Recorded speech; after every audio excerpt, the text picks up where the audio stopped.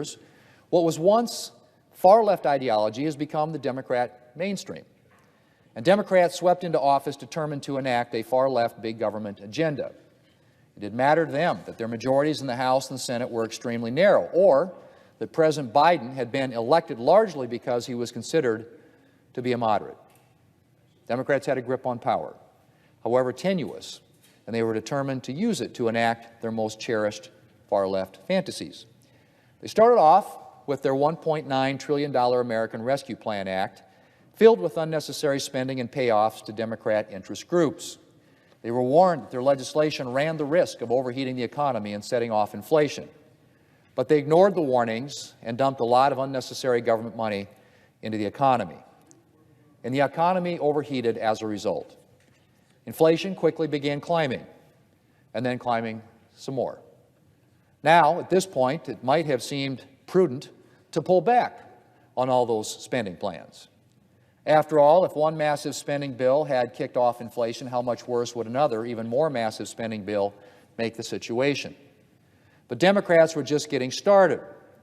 The ink was largely, or I should say was barely dry on the so-called American Rescue Plan before Democrats were outlining plans for a new spending spree, one that would dwarf their initial spending spree and install some of the Democrats' most cherished big government priorities. And even as inflation climbed and climbed again, Democrats kept pushing ahead. Even as Democrat economists warned that the American Rescue Plan had kick-started inflation, they kept pushing forward with plans for a $5 trillion spending spree, their so-called Build Back Better plan. $5 trillion. To put that number in perspective, the entire federal budget in 2019 was $4.4 trillion. The entire federal budget. And the Democrats were pushing forward with a $5 trillion spending plan on top of a $1.9 trillion spending bill earlier in the year. Fortunately for the American people, the Democrats' $5 trillion spending plan was foiled last December. But that didn't stop them for long. Even as inflation reached 40-year highs, Democrats kept pushing for more spending. And they managed to jam through another partisan tax and spending spree in August. Madam President, we've now had 6 straight months with inflation above 8%. The last time inflation was this bad, I wasn't even married yet. Now I have grandkids. But Democrats just don't seem to care. They're committed to their tax and spending agenda regardless of the consequences for the American economy. Their August tax and spending spree will hurt both wages and economic growth at a time when economic growth is weakening and Americans are experiencing a de facto pay cut due to inflation. And just days after signing this tax and spending legislation into law, President Biden announced, if you can believe this, a massive student loan giveaway, which would cost more than $1 trillion and will, to quote the Committee for a Responsible Federal Budget, meaningfully boost inflation. Meaningfully boost inflation. Yet again, Democrats' big government, big spending agenda trumps the economic reality facing the American people. No matter how bad the economy gets, Democrats are determined to enact their big government vision. And I suspect the reason the Democrats and the President have spent nearly 2 years ignoring the raging crisis at our southern border is similar.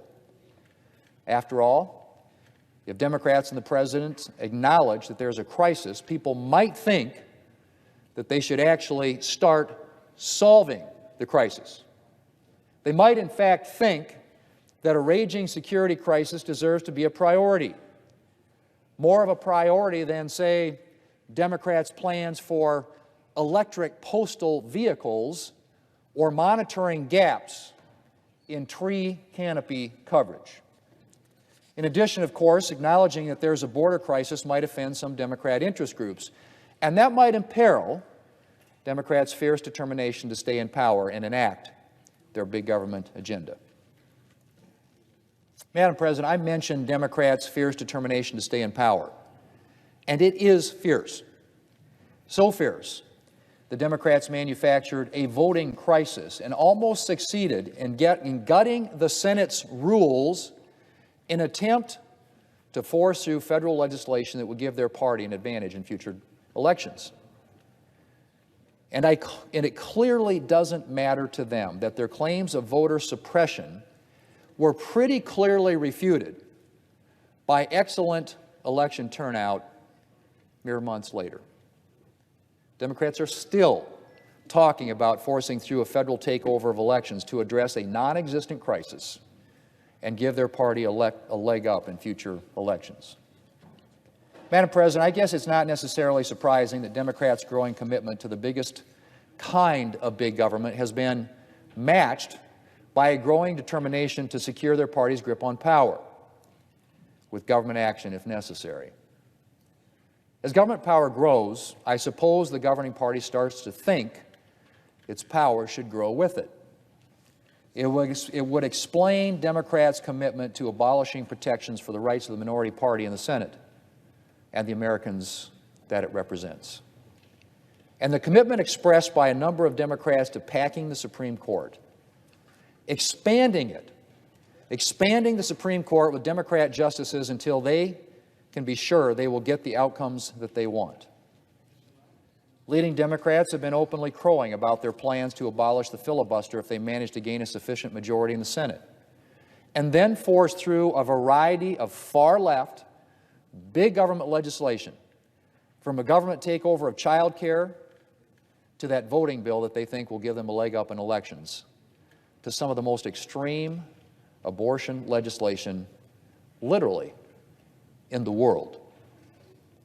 Clearly, a raging border crisis, an inflation crisis, a weakening economy, and growing energy insecurity mean little to Democrats. Their focus, if they keep their majority, is not on solving these very real problems facing Americans.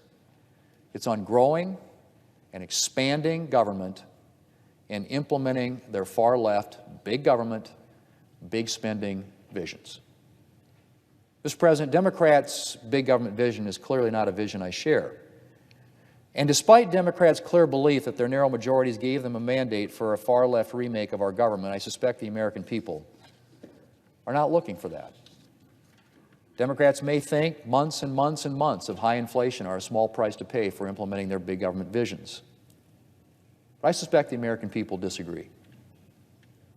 I also think the American people would like to see the party in power focused on solving problems like violent crime and the crisis at our southern border, not spending their time considering how to consolidate their hold on power or force through extreme or partisan policies.